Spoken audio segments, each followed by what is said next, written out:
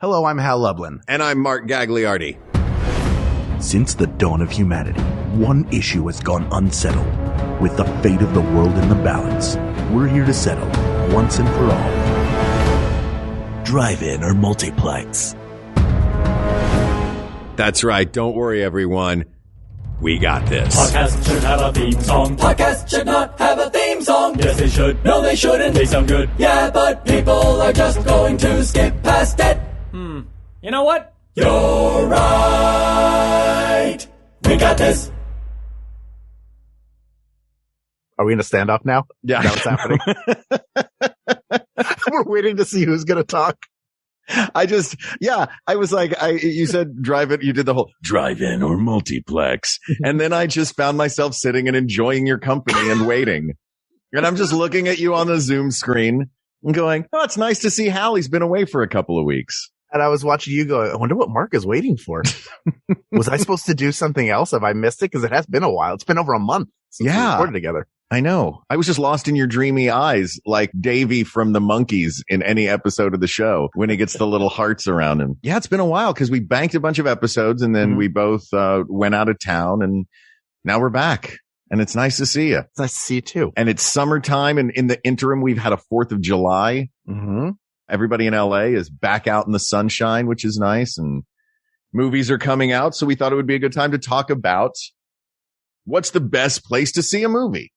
Yeah, this was asked by Kurt Smith. Thank you, Kurt. Thanks, Kurt. The question was, as you heard me growl at you earlier, drive-ins or multiplexes. But I think we could add a third experience to this, which is sort of a single screen theater. Your Egyptian, something that is more of an experiential theater. Right. That not every town has. So I think it kind of, I don't know how you feel about that. I feel like you love it. I love a single screen theater. First of all, every town only had single screen theaters until 1963. As I found out in researching this episode, AMC was born out of Kansas City in 1963 when one movie theater owner, he owned a few theaters in town, and he was like, hey, why don't we play a different movie in the balcony? Which I thought was funny. And he was like significantly wanted it to be like look, we're going to put the good movie on the big screen, but there's got to be a crummy movie coming out that we can just throw up in the balcony, which I think is a hilarious, like tiered way to make a multiplex. Like, hi, welcome to the multiplex. Would you like the good screen or the crummy screen? And that sort of spirit of the original multiplex exists because now in the modern era, pre-pandemic, any multiplex you went to, there was always at least one theater that was showing a film where you could just go take a nap. Just a real clunker.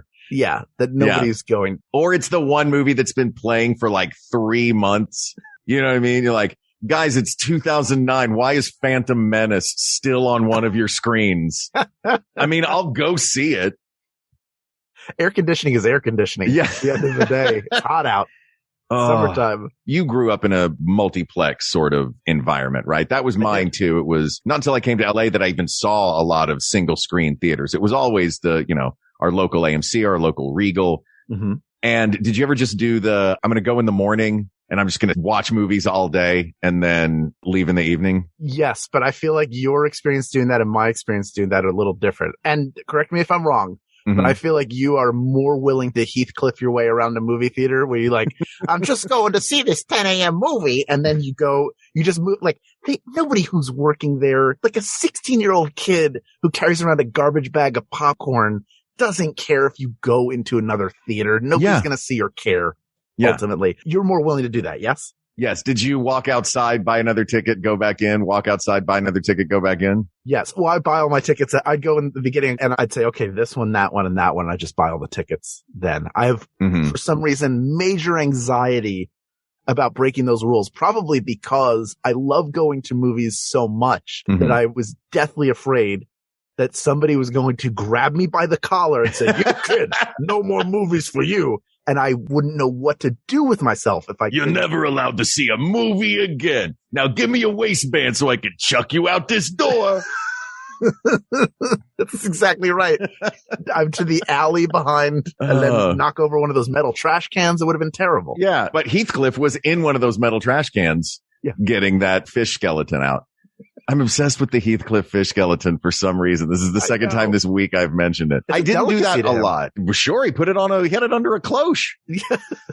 I don't want the world to get the impression that I was some scofflaw who did this all the time. No. It was a very rare thing that I would be like, you want to go see another one? And then every once in a while, I would have that day where I'd just be like, you know what? It's hot out. Forget it. I'm going to see like 3 movies in a row. But what I still love doing, technically, this is also probably against the rules, but I'm not sticking around for the movies, so it's not bad. Okay. There are movie theaters here in LA, and I'm sure elsewhere that they time it for, I imagine for the projectionists' benefit to go from screen to screen, starting up all the different movies, which is why like screen 1, the movie is at 4, screen 2, the movie is at 4:10, screen 3, the movie is at 4:20. You know what I mean? Right. So one of my favorite things to do now is if I'm going to go to let's say in that scenario, it would be the 4:40 movie, right?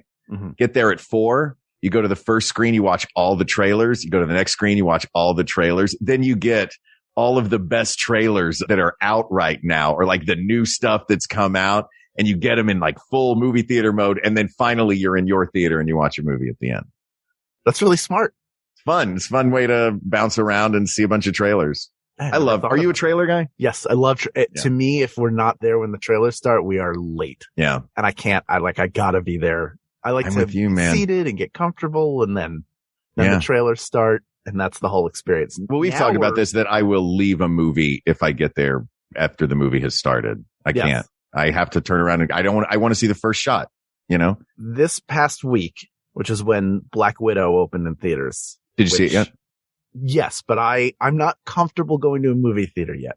Mm-hmm. So I bought the Disney Premiere access. So I watched it. Jennifer and I watched it Friday night. I watched it a little bit last night before I went to bed. And I do miss the experience of going to a movie theater. Mm-hmm. But boy, was it nice to sit. I mean, you also have a giant TV and a comfy couch. Yeah. I turned to Jennifer and I was like, we're getting to watch a first run Marvel film the day it releases in our home legally. There's no you don't hear like the of somebody handling their camera or phone in the theater. It sounds like you pirate a lot of movies, Hal. I've seen that movies get pirated. I'm aware. I know the game. I'm familiar with the concept of a handheld phone shaking through Ant-Man and the Wasp. Yeah. I'm sitting there going, you know what would make Die Hard with a Vengeance even better is if every 30 seconds I heard, you know, what's that funny? Would really make it better. I don't like generally the sound of crunching food, as you know. Mm-hmm. But for some reason, popcorn in a movie theater, people eating popcorn in a movie theater, maybe it's a Pavlov's dog response. I'm like, all right, a movie's about to start. Yeah. It's part of it. I mean? It's part of the experience. Being there live, yes. Mm-hmm. If I'm watching something at home, I don't need that part of the experience. You don't have Jennifer just chew popcorn in your ear? No, and I don't do it to her. Pour some honey on the floor just so your feet stick to it. The mistake that I made was I had chips while I was watching it, which are way louder, and I missed a lot of dialogue. I had to go back and watch it again. Oh my gosh. Well, dude, subtitles, man. Sci-fi movies, always subtitles for me. Or everything my dad watches because he's on the treadmill. Oh yeah, so he can't really hear it. TV, and he cranks it up all the way, but then also has the subtitles on. Yeah, subtitles are great. Subtitles are great for the sci-fi because you go, what's that planet called? That they're definitely going to mention again. And then you go, I can't read that. Yeah. I did on a flight recently. My most recent movie watching experience was 4 movies in a row on a very long flight. And I was wide awake and I just cranked them out one after the other. What'd you watch? Okay. I will give you my capsule reviews of all of them. Great. One of which I'm sure you have thoughts on, and one of which I'm sure Ken Plume has thoughts on, who is monitoring this episode. And I will say the first one was Justice League, the non-Snyder cut, because the flight wasn't that long. Which is a fun, mediocre superhero movie. Okay. Then I watched Crazy Rich Asians, which is a wonderful fairy tale of a movie, a travelogue for Singapore, and straight up food porn for like a third of the movie. Correct. It's just delicious looking shots of Southeast Asian street food. It's so good. That movie is fantastic. And also on an airplane, there's less oxygen. I get more emotional watching movies. So I'm crying by the end of it. Oh, I was going to ask if you cried. I was crying by the end of my next one. Oh, okay. It's very, very, very good. It's a well-told story. It's very emotional. And then I didn't realize I was doing an Awkwafina double feature because I had not seen the trailer for Raya and the Last Dragon that introduced that character. The only character I knew in it was Raya. So I watched Raya and the Last Dragon, which I loved and knew nothing about except the artwork that I'd seen, which is gorgeous. And Awkwafina's in that and she crushes it in that movie. She's hilarious. And then I watched Tenet, which is difficult to get through, but it was 4 movies in a row. And I don't think I'd done that in a very long time. That is a lot. Yeah. I don't think I've ever watched 4 in a row. I mean, not even on a flight. Certainly not in the theater. My record in the theater is 3. Yeah. Didn't you watch the same movie like 3 times in one day in a movie theater? I think maybe twice. One of the Avengers. Oh, yeah. Civil War, I think. Civil War, you did it twice in a row or 3 in a row? It was either Civil War. It was Civil War twice in a row. Jennifer came with me to the first one, and then she went home, and a friend relieved her for the second movie. Gotcha. So that one I bought tickets for 2 shows. Same seats, same theater. Of course. I will say this, getting back to the topic of this episode, it's way more difficult to do shady, sneaky stuff when you have a car. You know what I mean? Yes. Especially at a lot of the drive-ins in LA where it is one screen, one event, and like they fill it up and then they empty it out. And if they're going to do a late one, then they bring the late crowd in and then they empty it out. It's tough to just sit there in your car unnoticed when you're the only one left in the lot. So you can't, you can be like, oh no, I'm early for the 10 o'clock. And they're like, really? Cause this car was parked here during the 8 o'clock. No, you just put a mustache on your license plate and they won't notice. One of those lift mustaches that you have, the big pink ones on the front. Oh, I'm sorry, sir. I didn't realize you were coming tonight. If you see that other car that was here, please let me know and we'll have it removed immediately. We'll grab it by its belt loops. No more movies for you, Mr. Car. Wow, you're heavier than that kid. Trying to throw you out the drive-in.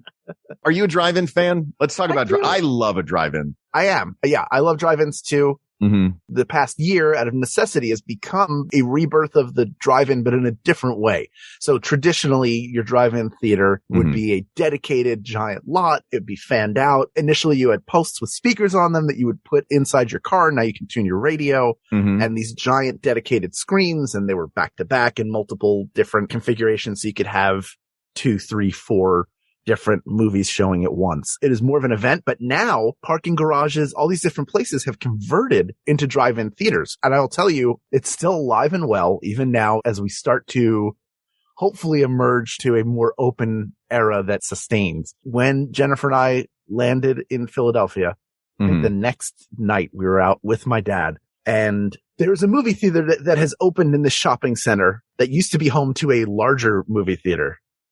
And that new movie theater, which is like 4 screens, said drive-ins. We have a drive-in. We're showing drive-in movies. It was a movie theater, but now it's a smaller movie theater, but it's a drive-in movie theater. Well, what are they stacking the cars? You would think. It's like the Carvana vending machine. It's just a vertical.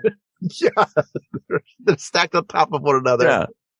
And then maybe you get to watch some of the movie if the higher up you are, the better it is. Sure. It's spinning, so you get a few minutes of the movie at a time. Yeah. It's a traditional fourplex, but around the back of the shopping center, they were supposedly doing drive-ins and the signage was not clear. But we thought, I want to see what their setup is because there's not that much space. So we go around behind thinking like at some point we'll see something. And there was an area that looked like it was supposed to be an entrance. Nobody was really guarding it. And then we came upon like 7 cars parked in 2 rows watching Fast and Furious 9. Amazing. Up on the back of the shopping center. But we were right in the middle of it. I was like, I guess we should leave. So we had to do a 3-point turn in front of some of the cars to go. So there's no way for them to like check tickets and check people into this thing, or? I mean, I think the people who are doing it would have to care. That's fair. They have that trash bag of popcorn. They don't care. Exactly. They're busy. They had their hands full. I love a drive-in. You know this. I've always loved a drive-in. The LA drive-in that is my favorite is the Pacific Vineland drive-in, which is a fourplex drive-in, so sort of shaped like a T with each point, or shaped like a cross with each point of the cross having a screen on it, and then a central concession stand in the middle. So I've been going there since probably about 2003. And it's been my favorite movie in LA. But since the pandemic, like you mentioned, everything moved outside. Like filmmakers and cinema owners made do, and the way to make do during this was drive-ins. So there have been so many amazing drive-ins around Los Angeles, and in all different styles. And I tried to see each different style. There's the rooftop one, like you're talking about, where it's like the roof of a parking structure. There's one company that has giant inflatable screens. So they'll do like the middle of the desert. So like you'll drive into a valley in the desert and suddenly there's nothing around, and then 100 cars aimed at a screen. I've done the big theaters in LA. The Greek Theater does one. One thing I love about these as opposed to the Vineland drive-in, and one thing I think that nowadays the post-pandemic drive-in, or the new resurgence of the pop-up drive-in, I think is a very different thing than a standalone drive-in. Because the standalone drive-ins have had their arc. You know what I mean? Like Vineland Drive-In being there since however long it's been there, and I've been going for, 15 years or whatever. That has always been a staple there, but I got to drive 30 miles to go to it. Yeah. And it's one of few left. There's only a few hundred there's, I think, 300 left of the major drive-ins still in operation. There are states that don't have any of them at all. Brief history version of it. Drive-ins first opened in the 1910s. The first patented drive-in was in 1933 in New Jersey. And, he wanted to create, this guy, Hollingshead wanted to create a place where his mother could go and watch movies because she couldn't go to the movie theater. So he invented a drive-in. It blew up, appealed to families. And then the 50s and 60s were when they really exploded. Here's a little bit of trivia question for you. When do you think that drive-ins declined?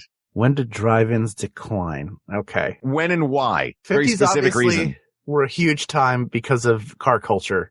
Mm-hmm. So everything around a car would make sense. I would say the decline started in 1965 or 66 to coincide with the beginning of the Vietnam War. A little later than that.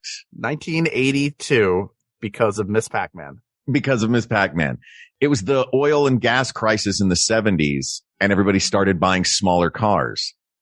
And it was less comfortable to sit in a drive-in movie theater.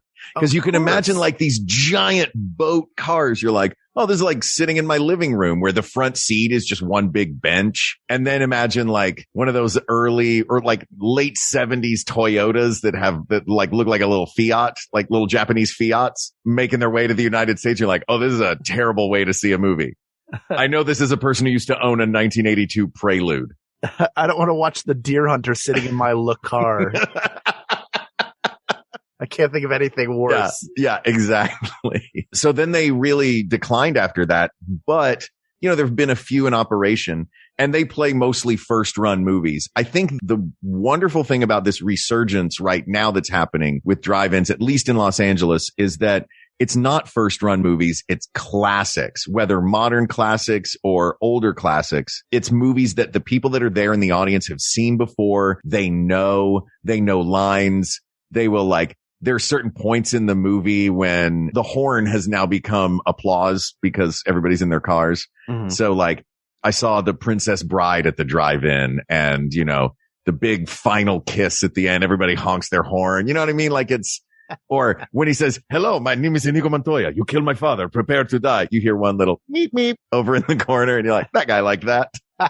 Like, it's fun to watch. I saw Raising Arizona at the Greek Theater. I saw, Labyrinth I saw this summer. All these great classic movies. So that to me, I feel like going to a multiplex, you are getting back to the binary topic decision we have to make. I feel like going to a multiplex, you have superior sound depending, because sometimes nowadays it's radio that you use. It's your car radio is where the sound for the movie comes through. It's transmitted.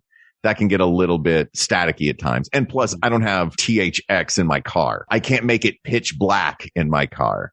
So a multiplex has that element of everything being exactly attuned to watching what is on the screen in front of you and hearing what's on the screen in front of you. That said, I think that a drive-in feels more like an event. What do you think? I agree with you. I think that's sort of what we're going to be debating and negotiating over, is the idea of the experience overall of event-based movie going versus all of the bells and whistles and comforts that you get from Multiplex. So we're going to dig into that. Yeah. But first, we're going to take a brief break. We'll be right back. Don't you go anywhere. We'll be back in 2 and 2 or earlier. 2 and 2. So 4. Oh, is that what that is? Yeah. Go to math class. I'll take it during the break. This episode of We Got This with Mark and Hal is brought to you in part by Freshly. Look, we're all trying to eat right? It's important. Take care of our health. We're all coming out of probably a year of eating ice cream. Let's focus on our health, and Freshly can help. Their delicious meals are designed by nutritionists and cooked by chefs, making it easier to eat better. That's right. Freshly offers chef-made, nutrient-packed, delicious meals delivered fresh to your door. No cooking required, and the ordering is easy. You just visit freshly.com and choose from over 30 delicious, satisfying, better-for-you meals, like my favorite, the steak peppercorn. I love it so much. The great thing is, not only super easy to reheat, but like the perfect amount of food. So when I'm done, I feel satisfied with it, and I don't feel that drag when you eat less healthy food. What are you rocking right now? What do you like? I love the sausage baked penne. I love the fried chicken with the macaroni and cheese. Oh, yeah, I know. But the thing is, even the ones that are home style meals, there's different, they come in different packages. There's the super healthy ones. And then there's like the home style meal ones. Even the ones that are home style meal ones are still super good for you. Like I read the labels on the back, and there's something that Freshly does that I really like, is they're not frozen.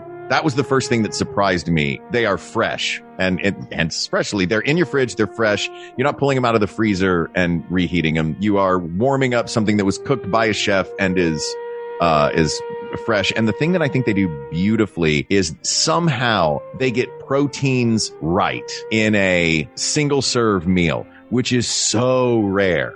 That was the thing that blew me away when I first tried them. I was like, wow, the chicken is really good. The steak is really good. Yeah. Which you don't see often in a single serve meals like this. They're delicious. I cannot recommend them highly enough. And now our listeners can try Freshly for just $6.16 per meal. Stop searching the internet for healthy food near me every night and start living life freshly.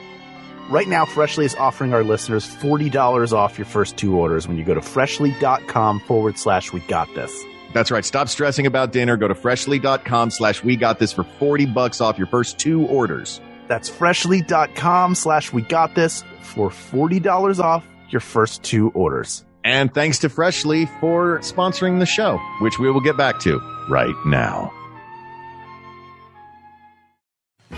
Hello, I'm Riley Smurl. I'm Sydney McElroy. And I'm Taylor Smurl. And we host Still Buffering, a cross-generational guide to the culture that made us. Every week, we share media that made us who we are. Things like Archie Comics, Sailor Moon, and lots of Taylor Swift.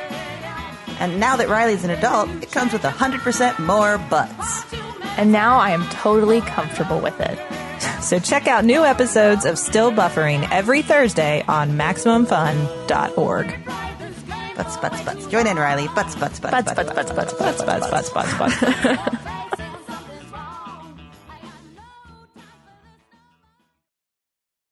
Boy, that was some good math. Man, did you learn about sines and cosines and tangents, or was it too short a break? Sure. Too short a break. Maybe. Yeah, it was too short. Hey, you know what? In our line of work, we don't use math, geometry, or trigonometry. I don't know. Was that Jim, or was that trig, or I don't know. I liked up through algebra. Algebra was interesting. And then after that, nothing made sense to me. I sort of got algebra, and then I was really good at calculus for a reason I will never be able to understand. Really? It just clicked at a certain point, and then I was a straight A calculus. So senior year, and then in college, I took it. Physics in college was all calculus. I'd taken conceptual physics, which is just here's the idea of how it works. And then at the same time, I was taking calculus. And then I took a physics course in college to put them together. And I was like, this is an easy A. That is insane to me. I know. That's so great. But I had no idea. I don't think I was cut out to be either a mathematician or a scientist. Yeah. I happen to have some facility in a very specific area of it. Yeah. Not me. That was my only C's in high school. I got very good grades. My only C's were in pre-calculus and calculus. And I was like, my brain just doesn't get these. So I am in awe of all of our listeners who are science people who can do this stuff. my brain just doesn't do that. It's like professional baseball players. Like, you do a thing that I do not do and cannot do, I will just be in awe of you doing it. But let's get back to the movies. Let's really dive into the pros and cons of a drive-in versus a multiplex. Okay. Thoughts? I think a multiplex, by and large, offers a wider variety of movie-going experiences, both from how the sound is experienced and the way that technology continues, because cars aren't built to also be movie theaters. Right. They're built to take you around. They can be very comfortable. If you have like a station wagon or a big SUV, you can back into your spot. You pop the hatch up and then you can put in an air mattress or whatever, make it really comfortable. That's great. But it doesn't beat a really comfortable chair that reclines. Yeah. So it sounds like you think the experience, even movie aside, just the experience of your surroundings is better in a multiplex. I think for comfort, yes. Here's the other part, though. In my car, I can control who the other audience members are that I have to spend time around and listen to. So that's a big plus. You roll up those windows and then you can talk through the movie if you want to. Or not hear other people talk. You can agree with your small movie watching pod what your rules of watching the movie, like what's going to make this the most enjoyable for everybody. Yeah. And nobody's going to have a problem with that and go, I don't know, you jerks. I'm going to do whatever I want. And I like to whistle along with the score. Though, look, I got to say, it is nice every once in a while to have someone mouthy in a movie theater, especially during the trailers. Like the guy who years ago, when the trailer for Joel Schumacher's Phantom of the Opera came on the screen and someone in the audience yelled, "Oh my God, they put nipples on the mask." Or what was the one that you had where something happened in a movie and someone just stood up and went, "Nope," and walked out? That was in another Joel Schumacher movie. That was at Batman and Robin when they were bidding over Poison Ivy. When they put nipples on the suit. Well, when Batman pulled out the American Express card that had the bat symbol on it, that was Batman's American Express card, and said, "Don't leave home without it," somebody stood up and went, "I'm out of here," and then left. And they were sitting in front of me and over to the right in one of the side sections. And it is, I don't remember much of that movie. Sure. But boy, do I remember that moment and thinking like, that is a person who really has it together in their life where they know what they want. Like I'm sitting here going, I also don't like this movie, but I'm not going to leave.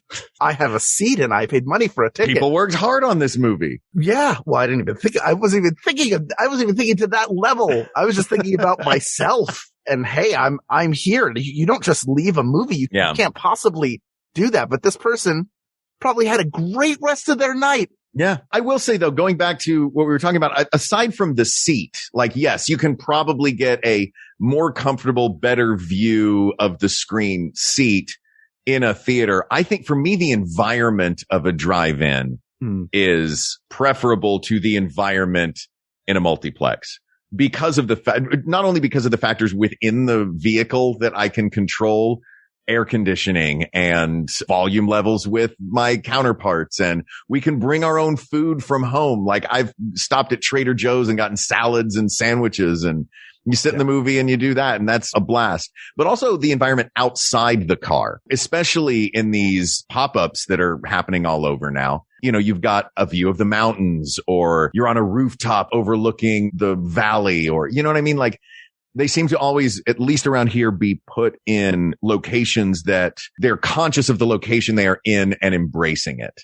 As opposed to a multiplex, which the entire job of a multiplex is to make everything focus on the screen. Everything around you is unimportant and will get as close to pitch black as they can get it. And the sound will be perfect and the screen will be bright. You know, you go to a couple of drive-ins and you're like, guys, you should have started this at 8:40, not 8:10, because I'd still light out and I could barely see this movie. Yeah. Or you'll hear like, "Help me over the room. You're my only hope." You know, they don't always get those first run prints. Sure. To show. And there is something, yes, as an overall experience, as an event-based experience, the drive-in has it hands down. But as a movie viewing experience, the Cineplex has it hands down. Yeah, because how many times are you in a car at a drive-in and then you notice you have to turn the defroster on because your salad breath is fogging up the windshield. Gross. But then that forces you to like, oh, I guess I could crack the windows. but then I have to hear everybody else who has their windows down. It's like, you do have control, but maybe a little less than you think. Like, I'm happy to not have to defrost my glasses when I go to the multiplex. And the snacks that is a big one. Being able to bring your own food. It's huge. Without being, sketchy about it. Without sneaking a quarter of a pizza from Pequod's into a movie theater in Chicago where you and your 3 buddies each took a quarter of the pizza, wrapped it in foil and stuffed it down the front of your pants so they wouldn't notice that you were sneaking a pizza into the movie theater, but not realizing that the pizza, right as it comes out of the oven, that cheese is still super slippery. And then you wind up with yourself and 3 friends with a lap full of hot melted cheese. Theoretically, something like that. Those Pequod's pizzas are so thick too. They're so hot. Aren't they the thickest of the deep dish? We got a thin crust. Oh. Yeah, we didn't get the deep dish. We got the thin crust, but we each stuffed a quarter. We even brought a roll of aluminum foil thinking we are geniuses. And then I don't know. Hot Laps. My friend Go Grease Lighten. It was Grease Lighten, and we were ready for the heat lap trial. When I was 13, one of my best friends, Damien, and I went to see Home Alone 2, Lost in New York at the Merlin Theater in Jenkintown, Pennsylvania. I love the new edit. Yeah, it's way better now. The Canadian cut. Much less stressful. And we went to the Eckerd Drugs. Sure. I know Eckerd. At the corner of West and Old York Road to get candy and stuff, which we each wore a Baja, one of his Bajas, and put all the candy in the hoods. Brilliant. That was how we snuck it in. So we went up to the ticket thing. I think there were bottles of soda involved as well. So it was like, I got one ticket to Home Alone 2, Lost in New York. As that bottle of Coke in your hood is just choking you out. You legally can't ask me why I sound like this.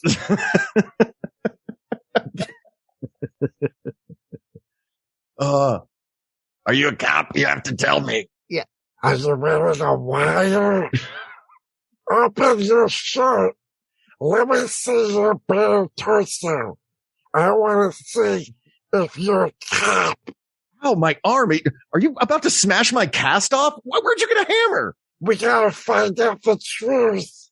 Oh, just get in there, please. The ticket's $7.50. Just, go inside. Thank you. Stupid 13-year-olds.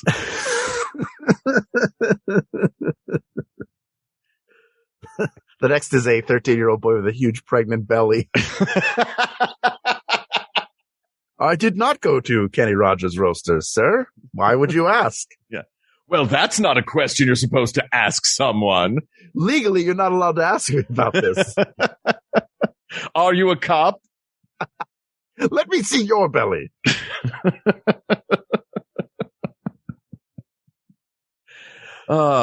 Yeah, so you can take your own food in. Yeah. That's another great thing about, it really, a lot of it comes down to you can just really control your environment in a drive-in. But in a Cineplex or a Multiplex, they have controlled the environment for you in an optimized for the movie way. It feels like the Multiplex is about the movie, the drive-in's about the experience. Would that be a fair way to put it? Yes. Because otherwise, why am I paying $20 to see a movie that I've seen before and own on DVD? Especially for these second run ones. You know what I mean? Yeah. I'm not seeing something new. I'm not specifically excited about seeing this movie for the first time. I'm excited about seeing a movie I know and love with a group of people who also know and love this movie. True. Here's the other part of it, though. We live in Southern California, where we have the luxury of being able to go to a drive-in theater comfortably year-round. Sure. Do you think if you live in the Iron Range of Minnesota that in the dead of January winter, I want to go to the drive-in? I want to go park my car, turn the engine off, and then watch a movie for 2 hours. And also, it's January, which is when all the terrible movies get dumped. Maybe that's why they dump the terrible movies in January, because they're like, look, nobody's going to go to the drive-in to see Hot to Trot. Let's just dump this in January. We're not going to make a summer movie out of this. Bobcat Goldthwait. Shout out to Dabney and Bob. Yeah, Dabney and Bob and John Candy. Was John Candy the horse? He was the horse. Amazing. All right, maybe I would go see Hot to Trot. Hotsy Trotterton, the horse. Is it HOTSY or HOT space C period? The remake, it's going to be the second one. Oh, that where Seth Rogen plays the horse? And the horse is a TikTok influencer. Jeez.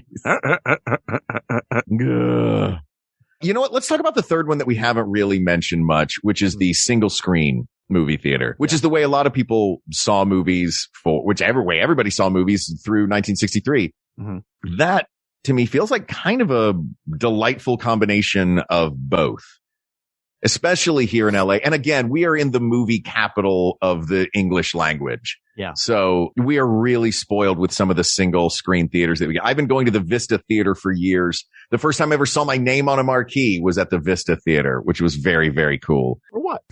It was there for one night. They had rented it. It was an indie film that I'd done with Robert.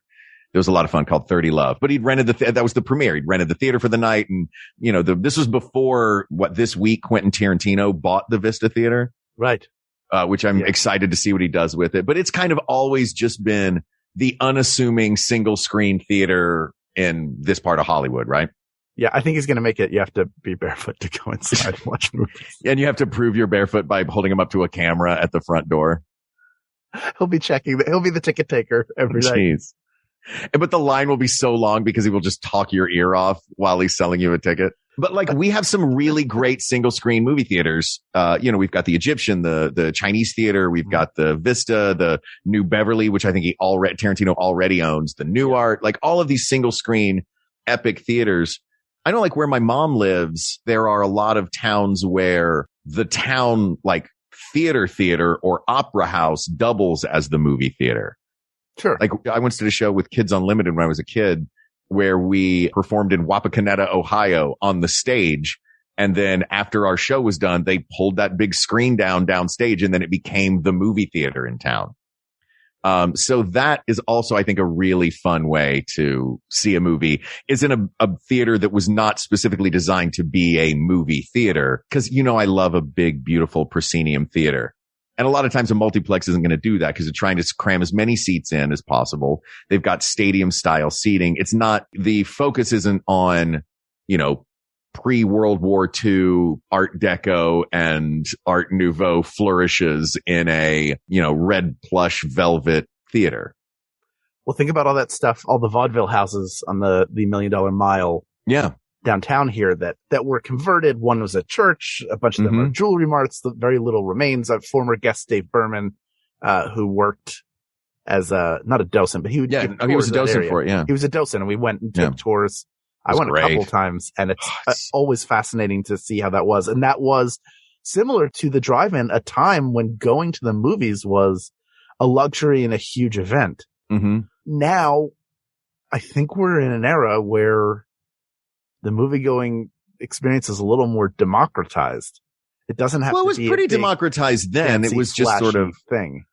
There were those giant theaters, but there were the Nickelodeon theaters. You pay your nickel and you go and you can sit all day and watch, however many movies you want with the reels going between them and all. But I agree that as far as the democratization of movies, like, anyone can go at any time. You don't have to it's funny to see pictures of kids going to the movies. Back then they put on their little tie.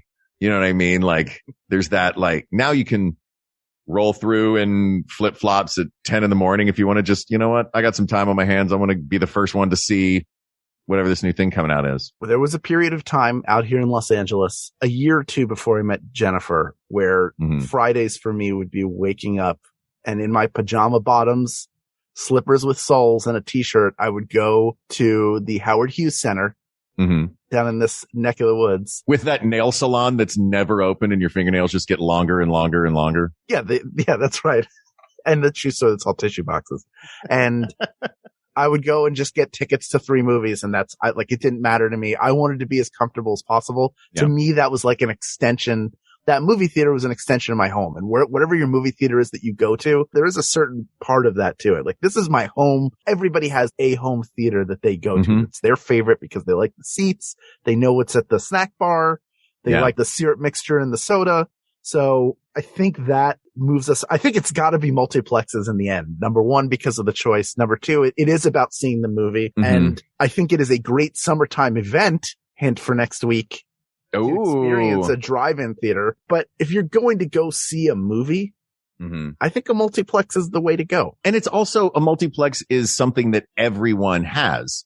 You might not be in an area that has a single screen old vaudeville house turned movie theater, or a place that has a lot of, maybe during the pandemic, but once the pandemic is, once everybody's reopening back in the world, maybe not, the drive-ins won't be happening as much. So there is something warmly comforting about going to your local theater, seeing what's playing there, and knowing which screen you like the best. Like, it's playing on screen 2. I was hoping it was on 1 because that's the one with the better sound. You know what I mean? Where you have those thoughts, the layout of the place, which of the arcade games in that tiny arcade in the front have taken the most of your money. Yeah, I think the Area 51 or did you see the sketch on SNL? I don't know. They've done many. It was about coming back. It was somebody's Vin Diesel talking about, look, we're coming back. The seats, the popcorn, the soda. But then it devolved into the Aerosmith arcade machine, the trash can with a hole. It's too small for your trash. So those are some of the personality features of your local multiplex. And that, I think, is what makes it special to you. Yeah. And you always have a choice. Both special to an individual and universally connective. You know what I mean? Yeah. Maybe not everybody's experienced a drive-in, but everybody I know has been to the movies before in their local theater and watched that opening thing that they always have to do, some theme thing that tells you where the trash cans and the exits are and to turn your phone off. Back when I was a kid, it was a roller coaster. Yeah, the Regal roller coaster. Yeah, it was amazing. And we would sit in the audience and throw our hands up over our heads like we were on a real roller coaster. Of course you would. Yeah. And like you mentioned, as I was cutting you off, you also have the choices. That's the other big thing. You can go and you can look at some of these theaters. They have 20 screens and you're like, holy crap, there are 20 screens in this theater, and whatever Marvel movie is out is on 10 of those screens so they can have it. I can go see Black Widow at 1, 105, 110, 115 in IMAX, 120, 125. And that's what it's about. It's all about the world. Yeah. That's it. That's the choice. It's your home theater. Yeah. I was going to turn it into like a whole song, but I lost the thread. Deal with it. It's fine. Just go see movies at your local multiplex when you're comfortable. You're really phoning in these people of the world. You want to go back? Look, I'm tired. I'm so tired. So tired. I'm looking forward to the day that I comfortably return to my local multiplex. That, to me, more than going to a restaurant or going to a sporting event, the thing I'm looking most forward to that is like a personal, not seeing friends and family thing is going to the movie theater. That is a very exciting, very personal, very comfortable thing for me. And I assume it is for a lot of the people who listen. Can I ask you a quick question? Go ahead, please. Yes, question. I know you're in the middle of the people of the world moment. It's okay. What's going on? You said it's your favorite not friends and family thing. Yeah. Now, did that imply that friends and family things are your favorite, and of the things that aren't that, it's this? Or this is your favorite because it's not a friends and family thing? Like, I'm just going to see this movie. I don't have to talk to anybody. It's like a blind date where you're like, let's go see a movie. So 2 hours of our date, I don't have to learn about you. I've definitely done that, but also not because I don't have to learn about it, but when I go to the movies, I don't talk, and I have friends who will talk and they can talk to me. You can talk to me all you want. Chances are I am not going to respond. I'm going to be locked into what's happening on the screen. I would take that dare.